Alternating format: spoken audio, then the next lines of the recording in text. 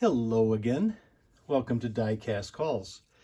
I'm Jim, and I'm a buyer of collections. Yeah, really love collecting Redline cars, Hot Wheels from Mattel back during the 1968 through 1977.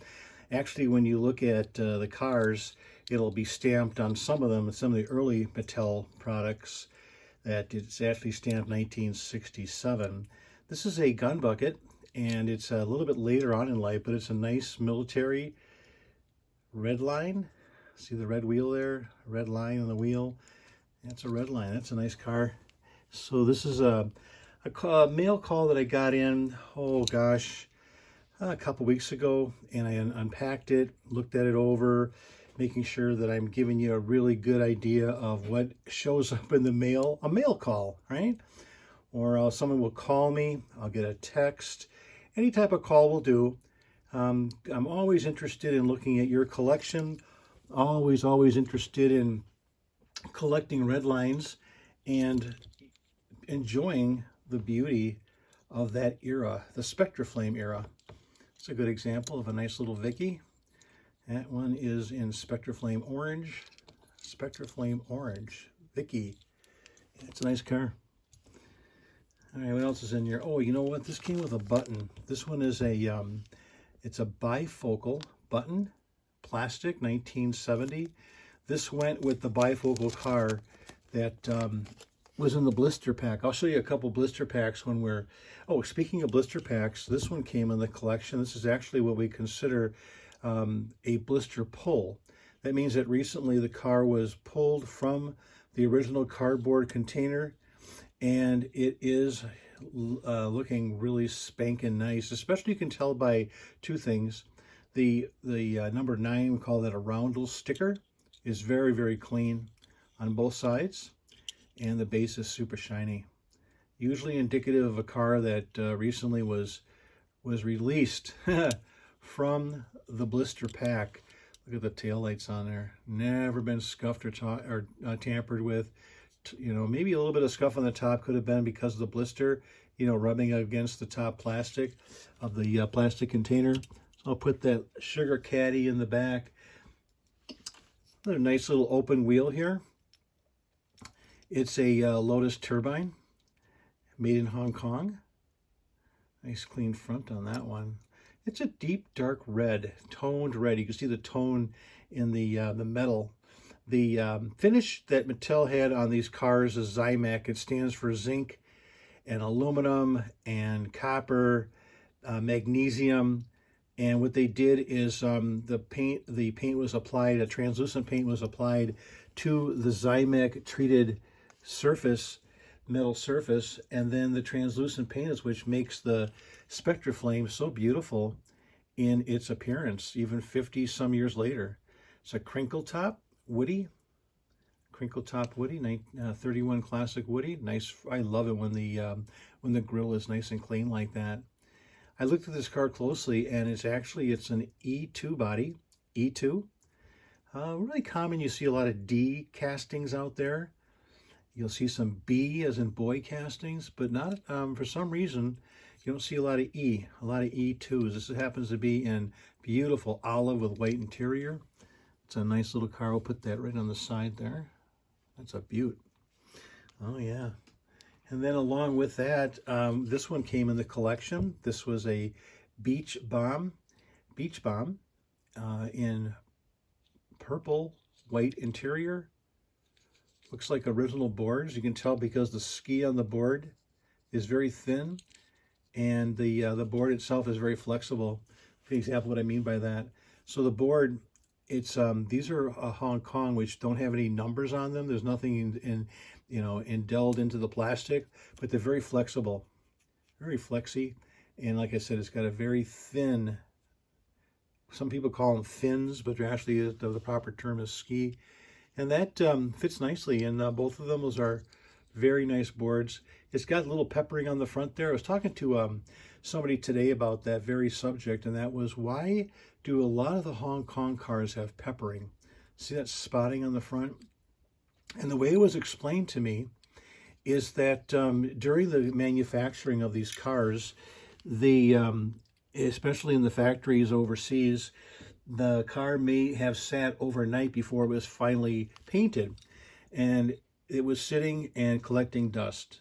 And there was some minor dust on there, and you could tell is we call it freckles or peppering, but the dust was settled. The car was, put into the,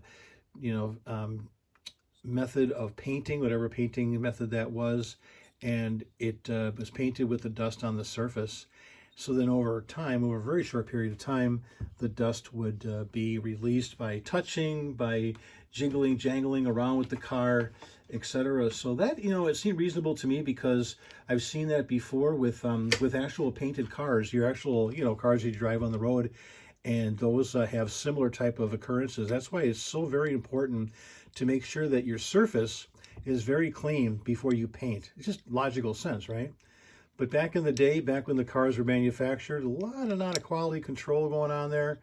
And this is only, again, it's a story that I was told. It's a nice red turbo fire. Wow, that's a nice car. Nice deep red color. It's a beaut. I like that. Let's see, what else do we have here? Oh, here we go. This is a Mighty Maverick. Mighty Maverick, Hong Kong. You can tell by the stripe. Base there. Nice wheels. But the only thing is with this one is it has a reproduction wing on the back. It's very stiff. It doesn't move.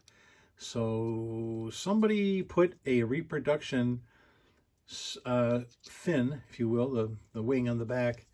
That's what that's all about. Put that next to the red turbo fire. What do we have here? Next up is going to be another blue car. This one is a Light My Firebird. Beautiful car. Look at the door lines on there. Now this was the Light My Firebird name originated from, and if you think about it, this is 1969, so 1970. Remember the Doors, the musical group, the rock group, the Doors? One of their songs was Light My Fire. Well, Mattel had a play on words and called this one Light My Firebird. Light My Firebird. In blue. In blue. That's a nice grill in there too. I like nice green grills, with their very, very, very deep, dark, matted black, and you have basically a very, very nice unchipped finish. Talk about a nice car. This is called a King Cuda. There's a grill too. Nice black grill. Look at those headlights. See how they shine in the light? That's really cool. Yeah, that's a nice looking King Cuda. Some nice taillight paint. It's like the stripes on the back are elevated a little bit. I'm going to take those off. I'm going to leave those there because those are original. It's a nice King Cuda. King Cuda. Yeah, if you happen to be cruising around and you're interested in looking at all my videos, please visit Die-Cast Calls on YouTube and take a peek and look at some of the other videos that I've posted about die-cast cars. And if you are so nice, if you could be, go ahead and like it. And also subscribe. Yeah, I'm always looking for subscribers. I'm looking for opportunities to be of service to you and see if you are looking at perhaps downsizing. Maybe you're looking at selling your collection. Maybe you're looking to, you found something in the basement. Maybe it's been a long time since, your childhood days of enjoying playing with the die-cast cars, and now it's time to move some of that. Some of those cars out, and I'd be happy to give you a valuation of those. This is a Peeping Bomb. Peeping Bomb had an interesting little feature in it. The little lever right there, that little lever you basically push down and the front lights would open. It revealed silver lights. I close it. Peeping Bomb. That's a cool little color right there. It's like yellow. It's a nice car. I like how that shines. Excellent example of Spectraflame in all of its glory, right? The paint, the translucent paint. Let's see ones here. Got a couple cars. Oh, you know what? Speaking of Peeping Bombs, here's a nice popular color. Mattel made the Peeping Bombs and made some of the other castings in pink. I call them hot pink. Sometimes they were called creamy pink. This one happens to be a hot pink, and it was for for people that were looking for a whole variety of Spectraflame colors for their collection.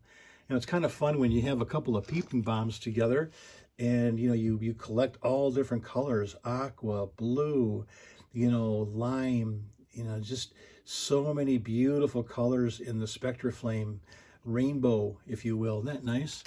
Those are really, really nice. Those are nice cars. They're fun to enjoy under a good light. You know, you want to enjoy them under good lights. You can see, hey, speaking of peeping bombs, here's another one. Here's a red one. Yeah. Another nice red peeping bomb. Look at that color. Spectraflame beauty. Look how that shines. That's how the treatment was done. The metal was pre-treated and buffed and cleaned and chromed, and then the translucent paint was applied to the car. I'm going to put this next to the other peeping bomb on the side there. So you got a little mini rainbow going on there. Red, pink, and lime. Yeah, or yellow, depending on I'll do some research on that, of course. But here is what we call a mod quad. And the canopy top, I pushed down a little bit, but the mod quad, so it's 1, 2, 3, 4 engines, and that's what they called the mod quad. 1969, actually 1970. And about this car is very indicative of really how the Spectraflame was applied and how the metal was treated. The base of the car, you can see if you look real close, look how the color difference is on the front and on the back, front, and then the middle, that canopy area. Look how slightly different color that magenta color is, and that will be another good example of you know, maybe the canopies or, you know, the hatches were treated and painted in a different area of the factory. Give me an example of that. So here is a good example, the one we showed before, the Turbofire. Sometimes the hatch will be a slightly different color than the rest of the car. Now this one is very close. You know, it's tougher to find them when they're actually really close. The norm pretty much is that you find them where you have mismatching colors. Yeah. Yeah, you'd think it'd be the opposite, but not so. I'll put that one like that. That's a nice looking. Look at the wheels on that. Very, very chromy. Nice looking wheels on the Spectraflame car, the Mod Quad. Speaking of nice looking wheels, here's some Hong Kong wheels. So you can tell the wheels on the Redlines. Hong Kong wheels the chrome is a little bit more chromy. It's a little bit more shiny, if you will, you know, versus US. I'll show you that in just a half a second here, because here's a good example of Hong Kong wheels. This is a fleet side. The hatch opens up in the back. There's your rear. But let's take a look at wheels, as long as we're talking about that. So this car is the Turbofire was a US, and this is a Hong Kong. Look at the difference in chrome, if you will, on the wheels. That's pretty much the way it went. Hong Kong wheels have a different luster to them versus the US. Yep. So let's see, we got a couple more here. One's being a little bit stubborn coming out of the case, so we're going to take him out. And let's see what we got here. Any other cars? Any other? Oh, yes, we have this one and one more. Here is an original 16 when Mattel first manufactured the Hot Wheels line, the Redline era. They manufactured them and released in 1968. Designing was going on in late 66 and designing in 67. Sometimes you'll find a car that actually has a 1967 base, but actually was released in 68 or 67 and released in 68. This is a good example of the original 16. 16 models came out originally, were released and, you know, made available to the public. This is one of them. Yep, custom Cougar. Look at that cool front. That's a neat one. Nice US tires. I'm talking about tires before. See how they lack the chrome, the shiny chrome of the Hong Kong tires? See the difference? Hong Kong, US. Yep. And then the last car in this, in the loose car, if you will, I got a couple blisters I want to show you, but the last car in this collection was an Oldsmobile, or Olds 442. And this one is in magenta. Beautiful glossy finish. Now, the car came with sticker sheet.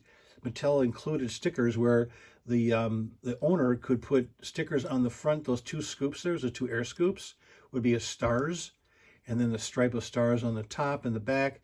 And I've seen all different variations of that, but this is basically a car that does not have its stickers. And this is how she came. Yep. This is a really, really beautiful magenta Olds 442. Now, what's really important on Olds 442s is, besides being super clean, is the spoiler in the back. The spoiler has been reproduced many times. There's lots of fakes out there. One of the ways of seeing if it's original is to see how, I call it squishy. You know, it cannot be stiff. If that spoiler is stiff, then more times out of not, it's going to be a fake. And you have to have a nice base to it. See that, how that base is? And it slides right in. And that's the way it should look. Olds 442, they all have the light interior, and the hood opens up, reveals a very shiny engine. Look at the tooth on that. Look at that front tooth of the hood. Nice and clean. Nice 442. So then also with two blisters came in this lot. One of them is a German card. This is a tow truck. Internationals, Hot Wheels, and the heavyweights, if you will. It's a cut card. You can tell the cut was made on the top there. Tow truck, and it came with the button. The button says the heavyweights tow truck, and on the back indicates that it was manufactured and printed. It was printed in Germany, and then specifically in parentheses, West Germany. Yeah. And here are the explanations of what they are. The heavyweights on the bottom here. Jackrabbit, of course, is not a heavyweight. Swinging wing, no. Mantis, tri engine and turbine. But then let's see. Ocean wagon looks like garbage truck, ambulance, cement mixer, Kiplaster, scooper. So it basically goes over a couple of the heavyweights. Heavyweight German card, and then the last blister pack in this set. Is a cruiser. The cruiser. This one has capped wheels. This is happens to be insignias with the police. There's also a cruiser that is called insignia on the side is called Fire Chief. You know, your municipal services, emergency services. So there's your button. Looks like a nice little card. It is punched, meaning the hole is punched in the top there. And that's it. That'll take us to the end of this brief introductory of another blister pull or blister display and Redlines that showed up. And I am Jim, and the Diecast Calls is my YouTube channel. If you would like to communicate with me, feel free anytime to contact me at diecastcalls@gmail.com. Until then, I'm always looking for collections. Hit me up. Always good talking to you. See you later.